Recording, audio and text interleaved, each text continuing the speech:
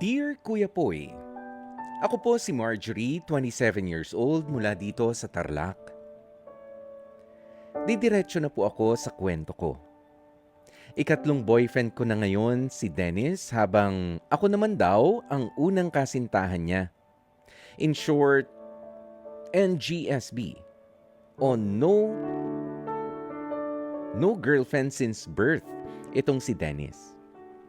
Sa totoo lang, very gentleman ang boyfriend ko at pagdating sa usapang sex ay umiiwas siya.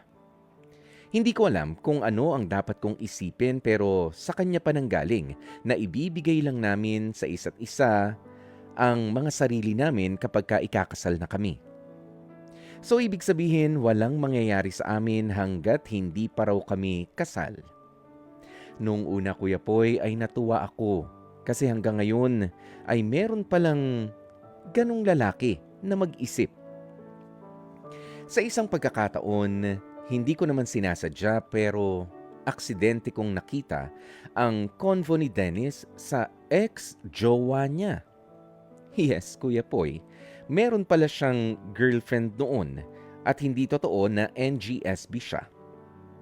Sa usapan din ng ex-jowa niya ay sobrang ibang-iba ang pagkatao ni boyfriend.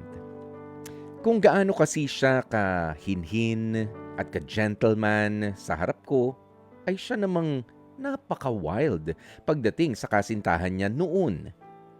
Mahilig kasing mag-dirty talk ang magaling kong jowa sa ex-GF niya.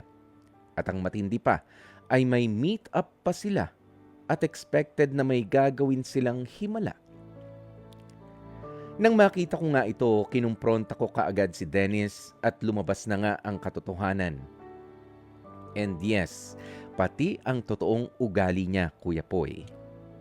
Tama nga ang hinala ko even before, meron namamagitan pa rin sa kanila ng ex niya. At aminado naman daw siya na may nangyayari pa rin sa kanila magpasa hanggang ngayon. Pero ang sabi ni Dennis, magaling daw kasi ang ex-jowa niya pagdating sa kama, kaya hindi niya naiiwasang tumanggi dito. Sobra akong nasaktan sa narinig kong yun.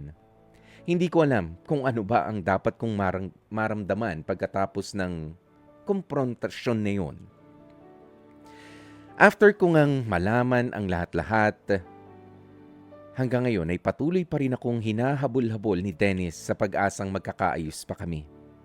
Pero kasabay ng paghahabol niya sa akin ay inamin niya sa akin na hindi rin daw basta-basta matitigil ang pakikipagkita niya sa ex-jowa niya.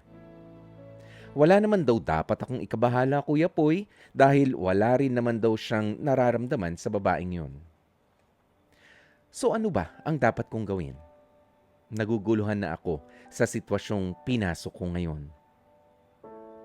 Hanggang dito na lamang ang story ang ibabahagi ko sa inyong programa at hihintayin ko ang payo mo, Kuya Poy.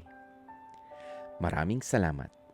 Lubos na gumagalang, Marjorie. Kuya Poy, dahil hinihintay mo ang payo ko, sinungaling ang boyfriend mo, malala. Oo, malala ang pagkasinungaling niya. Hindi pinangihinayangan yung mga taong ganyan. Bumitaw ka na. Hindi mo kailangan ng stress o yung toxicity na i-offer ng isang karelasyon na katulad nitong si Dennis. Dudumihan niya lang yung malinis na pagkakakilala mo sana sa pag-ibig. Forgive him, yes.